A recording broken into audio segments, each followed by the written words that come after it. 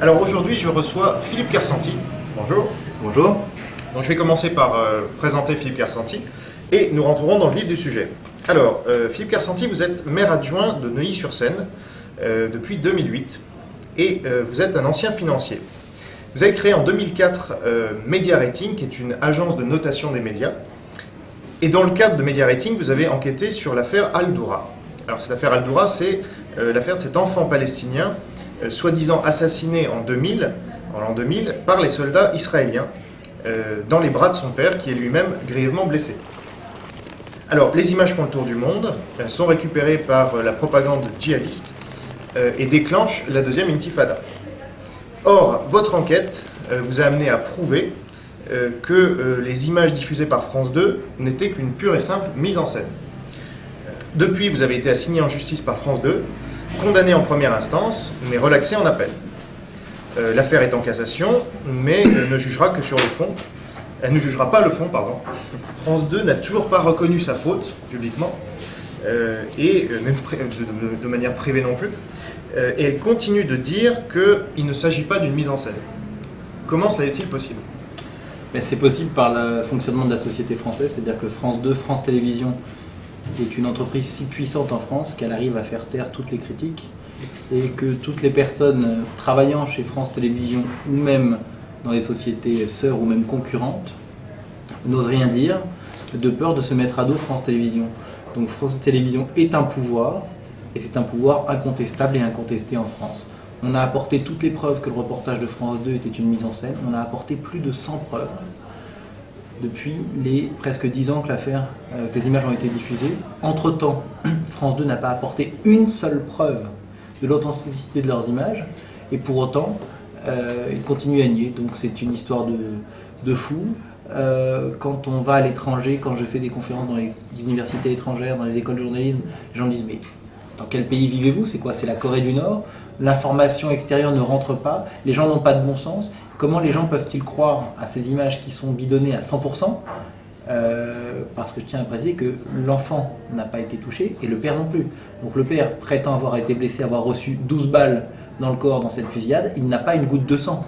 Donc ça, il faudra expliquer à n'importe quel médecin comment 12 balles à haute vélocité peuvent transpercer le corps d'un homme sans laisser une trace. C'est-à-dire sur les images, on ne voit pas de sang ? Pas une goutte de sang. On prétend que l'enfant est mort avec 3 balles, dont 2 qui lui auraient transpercé le ventre et qui seraient sortis par son dos. Il n'y a pas une goutte de sang dans le dos de l'enfant, parce qu'on le voit ensuite bouger. Et il n'y a pas une goutte de sang sur le mur. On a aussi l'enfant, une fois qu'il est mort, dans les secondes qui suivent, qui lève le coude et qui regarde la caméra et qui baisse le coude. On a aussi, chose incroyable, dans les minutes qui suivent, l'image du mur filmé, alors qu'à eux deux, ils sont censés avoir reçu 15 balles, qu'ils auraient transpercé, puisqu'aucune balle ne serait restée dans le corps des victimes entre guillemets, il n'y a pas une goutte de sang sur le mur. Donc on est en plein délire absolu, mais vous savez, le bon sens, ça reste encore quelque chose à démontrer. Très bien. Alors, cette affaire, on parle là quand même, disons les choses, on parle des Juifs, on parle d'Israël, on parle de la Palestine, donc c'est des sujets évidemment... Je peux vous arrêter un instant ? Oui. On parle de la démocratie française. D'accord. On parle d'une télévision publique, la télévision d'État. Le gouvernement français paye. Maintenant, c'est le président de la République qui nomme le président. Et on a une télévision qui diffuse un faux reportage sur une affaire d'importance historique. Ces images sont devenues importantes. Pourquoi ? Puisque c'était au début de la seconde intifada, 1 an avant le 11 septembre, Ben Laden les a utilisées pour inciter à la haine avant le 11 septembre. Daniel Pearl, le journaliste du Wall Street Journal, a été égorgé pour venger la mort, entre guillemets, du petit Mohamed Al-Doura. Il y a des rues, des places, des monuments dans le monde entier dédiés à la mémoire de Mohamed Al-Doura, des timbres, et tout ça est un faux. Donc aujourd'hui, on parle d'une histoire française, avec un gouvernement français, un ministère de la Culture. Frédéric Mitterrand est au courant. Les services de l'Élysée sont au courant. France Télévisions, j'ai rencontré des dirigeants de France Télévisions qui me disent « oui, nous savons que c'est une mise en scène ». Et face à cela, vous avez toujours des gens incroyables, comme Patrick de Carolis, Arlette Chabot, Patrice Duhamel, qui continuent à défendre cette imposture médiatique, et bien évidemment Charles Mandela. Donc je vous dis non, c'est une affaire française. C'est une affaire française protégée par une, entre guillemets, intelligentsia française. Alors justement, je reviens à ma question quand même, parce que certes, tout ce que vous dites est vrai, mais il y a aussi un aspect, et vous le dites vous-même, d'antisémitisme dans cette affaire. C'est-à-dire que, je vais être très provocateur, est-ce que dans ce cas précis, on peut parler d'un lobby juif? Alors, c'est très provocateur, mais ça ne me dérange pas. D'abord, c'est une affaire qui provoque de la haine antisémite. C'est pas un reportage antisémite. C'est un reportage qui est destiné à inciter à la haine contre les Juifs et contre Israël. Donc oui, dans ce sens-là, c'est une affaire qui a un rapport avec l'antisémitisme, puisque c'est l'image de la propagande antisémite la plus forte depuis la création de l'État d'Israël. Maintenant oui, malheureusement, il y a un lobby, mais il est du mauvais côté. Je peux vous donner des noms de certaines personnes qui défendent le faux reportage de France 2. Je donne des noms très clairement. Jacques Attali, Claude Askolovitch. Vous avez toute l'équipe du Nouvel Observateur, Denis Oliven, Jean Daniel, tous ces gens-là qui ont signé et fait signer des pétitions cette pétition totalement hallucinante du Nouvel Observateur. Donc tous ces gens-là, oui, il y a un lobby juif, malheureusement, mais du mauvais côté. Ce sont ce que j'appellerais aujourd'hui, on appelle ça les alter-juifs, c'est pas moi qui ai inventé ce mot-là, c'est Shmuel Trigano. Ce ne sont même pas des juifs qui ont la haine d'eux-mêmes, vous savez, la notion de haine de soi, non, ce sont des petits... on pourrait être méchant pour les appeler les petits capots de notre génération. Si on voulait être un petit peu plus nuancé, on pourrait dire que ce sont simplement des Rastignac, des pauvres types, des gens qui n'ont pas, qui simplement se disent que pour progresser dans la société française, il faut développer une haine anti-israélienne et parfois qui frise à l'antisémite, pour montrer qu'on est du bon côté de la barrière. En gros, c'est le prix qu'ils payent pour garder leur strapontin dans la société française, qui reste une société marquée par un antisémitisme phénoménal, bien au fond, et qui rejaillit là-dedans. Puisque dans un pays non antisémite, cette affaire aurait explosé tout de suite. D'accord. Mais alors, vous citez des noms, c'est très courageux, et en même temps, vous avez forcément des preuves. C'est-à-dire que ces gens-là ont freiné France Télévisions dans le fait de reconnaître qu'il s'agissait d'une mise en scène. Alors, c'est pas France Télévisions, c'est Jacques Attali, Claude Askolovitch, que j'ai nommé, tous ces gens-là, Denis Oliven, ont ou bien initié la pétition du Nouvel Observateur, ou bien signé.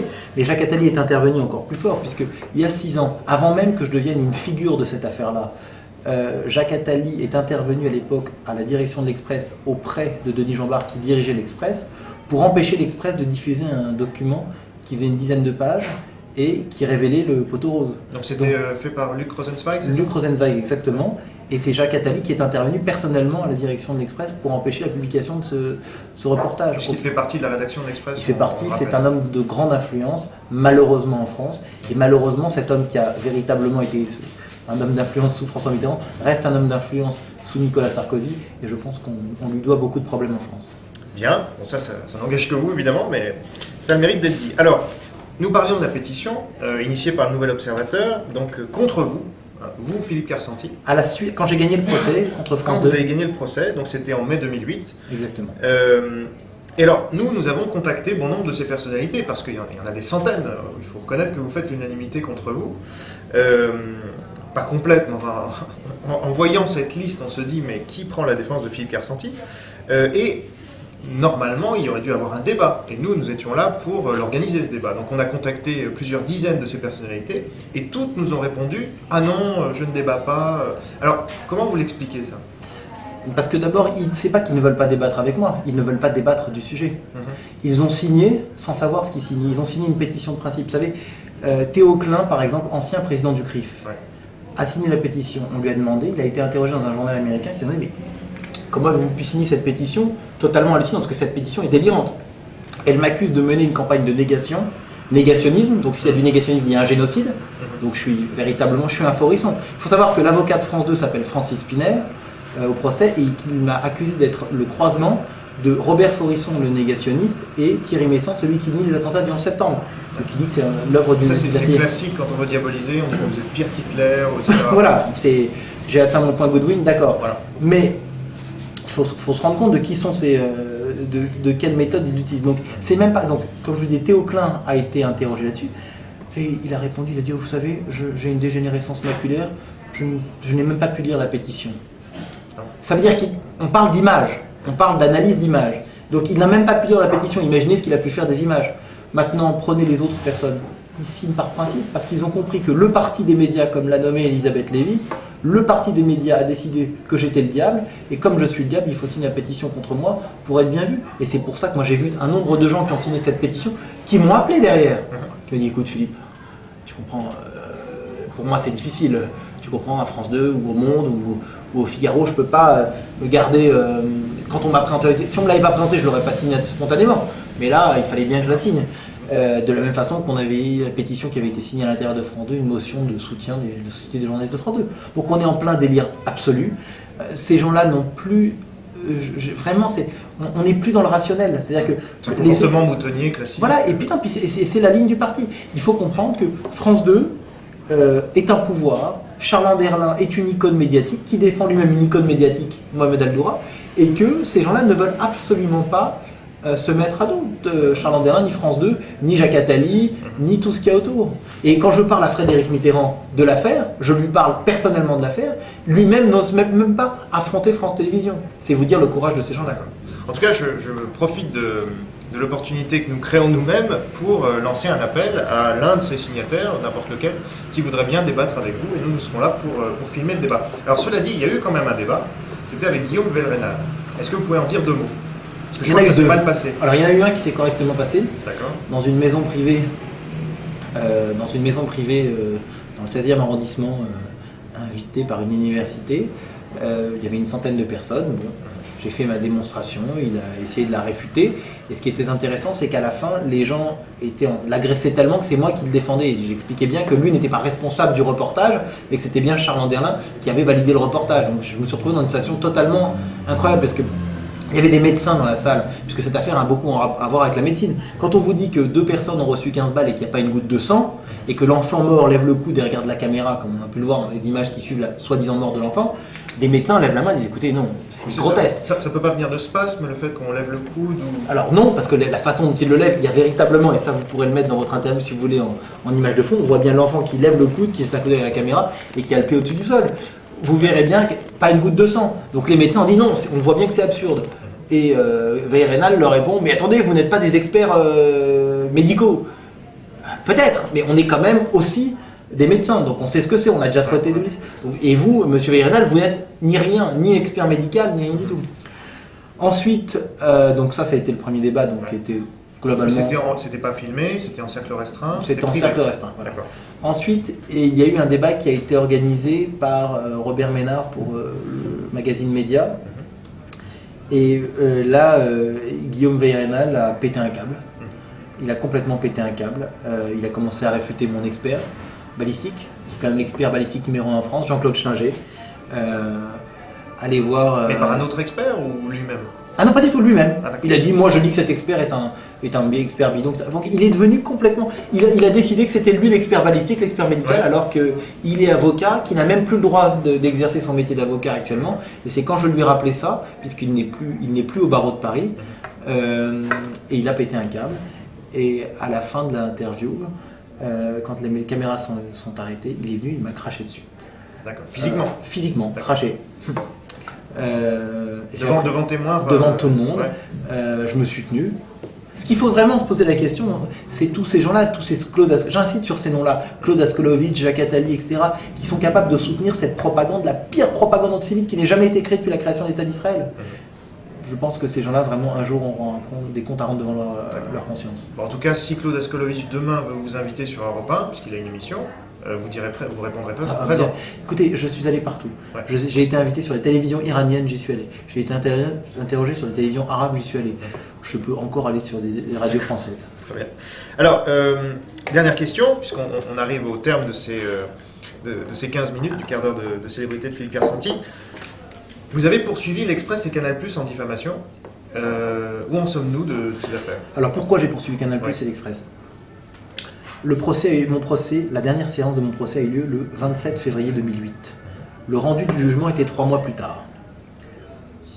1 mois avant le rendu du jugement de la cour d'appel, Canal+ a diffusé un documentaire d'1 heure, me mettant en parallèle, faisant toute une partie sur les négationnistes du 11 septembre, pour dire que c'était des imbéciles négationnistes, antisémites et tout ça.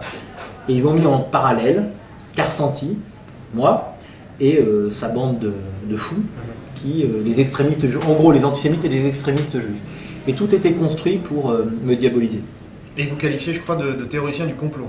Voilà, bien sûr, théoricien du complot, tout ce qui va avec. Mais ce qui est beaucoup plus grave, c'est l'intention.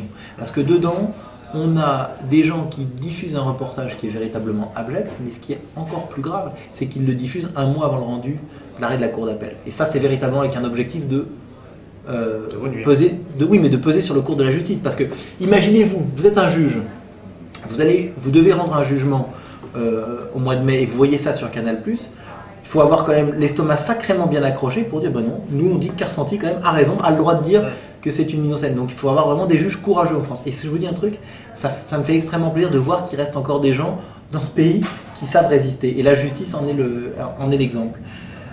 Donc je vois Canal+ qui fait ce documentaire qui est vraiment abject. Je reçois des appels de partout, des gens, franchement, je savais pas que tu étais aussi pourri que ça. Et dans la manip, ils arrivent à imbriquer encore l'Express et le Nouvel Obs. On retrouve donc un article dans le Nouvel Obs qui défend ce reportage en le portant au nu, et idem dans l'Express avec un garçon qui s'appelle Vincent Hugeux. Et donc voilà. Et donc maintenant on se retrouve donc dans cette situation-là avec Vincent Hugeux et l'Express et Canal+ qui dispute ce reportage et qui essaye de faire le plus de battage médiatique pour donner une promotion à ces images-là.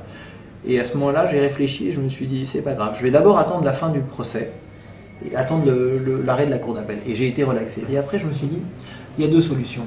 Ou bien, on laisse cet acte impuni, c'est-à-dire qu'on dit, bah voilà, c'est pas grave, ils n'ont pas gagné, c'est comme ça.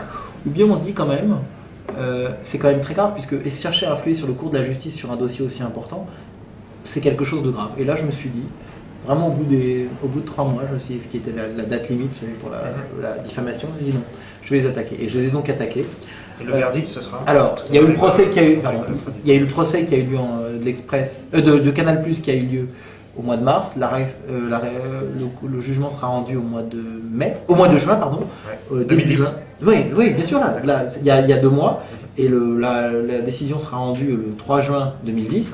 Et le procès contre Canal+ aura lieu dans 2 semaines exactement. Très bien. Bon, ça sera le mot de la fin, ça nous permettra de suivre le cours de cette affaire passionnante, en tout cas en termes de médias, en termes de plein de choses. Et donc, merci beaucoup d'avoir... Merci à vous, merci de votre invitation et bonne chance à tout ce que vous allez entreprendre. Merci. À bientôt. Au revoir.